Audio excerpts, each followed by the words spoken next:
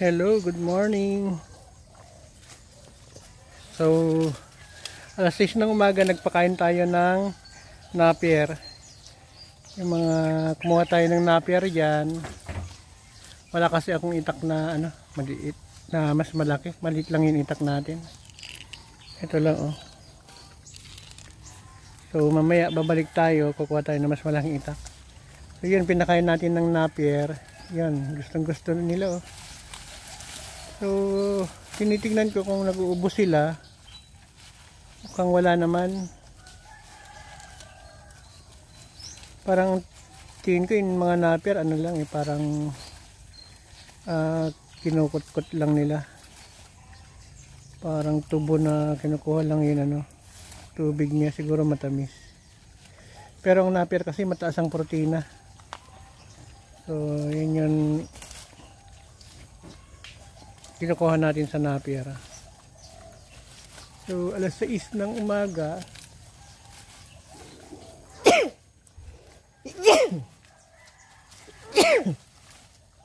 Ganito na kaliwanag dito sa probinsya, Cagayan. Bugay, Cagayan, Philippines. So, hindi pa nandito sila. May mga ilan-ilan na wala pa. Kasi ang bilang namin nasa 60 mahigit na lahat sila.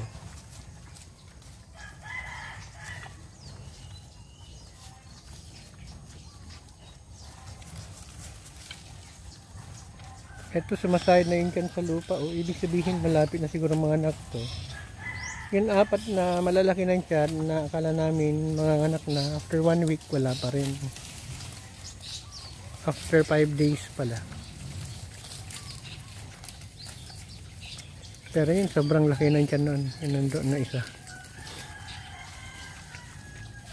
Dito naman, itong mga puti, mukhang nakunan, nagpakasta ulit. So, balak natin, tatali natin itong ito, kasi pinipilit niyang katsawin yun mga babae. Ito, malaki rin yun tiyan. So, dalawa yung lalaki na kawala. Tapos yung pinakmagandang matandang bulugan nandoon nakatali. Ay nagsisidutingan sila. Yan. Ang liit. Ang gustong gusto nilang kainin yung nyog. So mahirap lang magbiyak.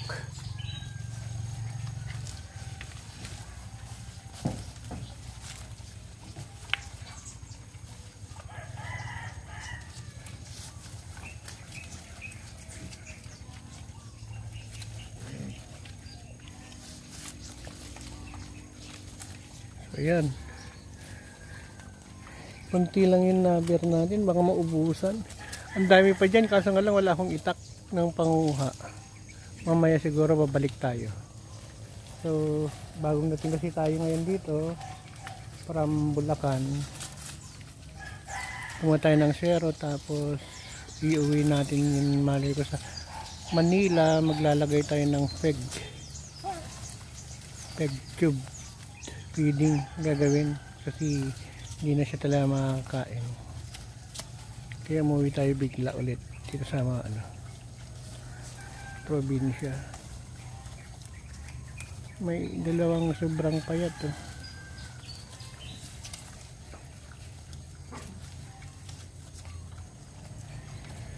kulang na sila sa gatas. Dapat mapakain yan yung mga payat na nanay na nagpapadede na pids na pure para tumaba, para makabawi. Ito mga panglechonin na to. So i-update natin yung mga bagong panganak na 3. A week ago sila nanganak.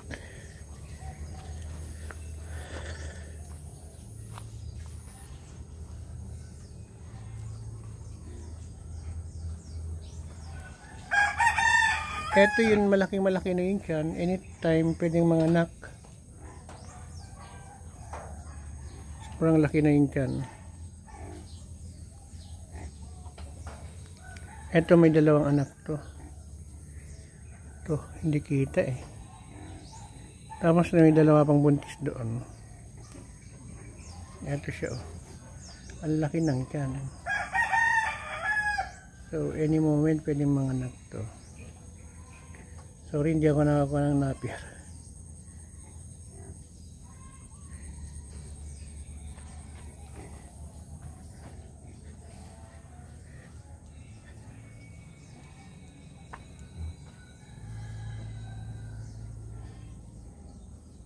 So, ito yung early morning blessings.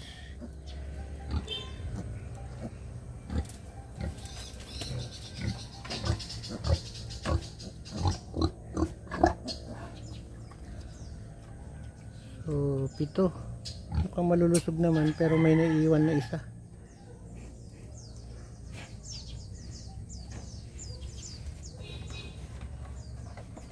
May maliit na isa.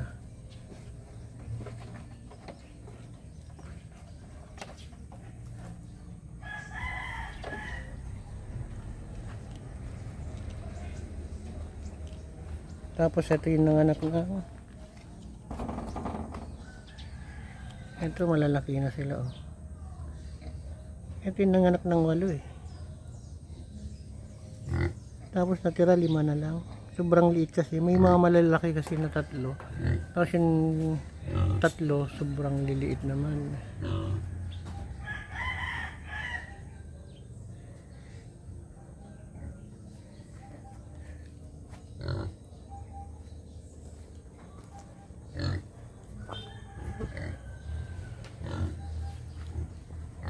Lola, ito yun ano, may pilay-pilay. O iba yung paglalakad niya. Pero at least napag-anak pa rin. 8, namatay yung 3.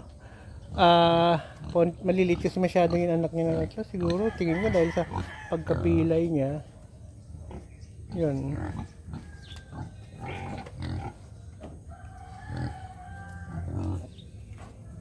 So, ito mestizo, ito native. Mestizo native to. Mestizo native. Ito native.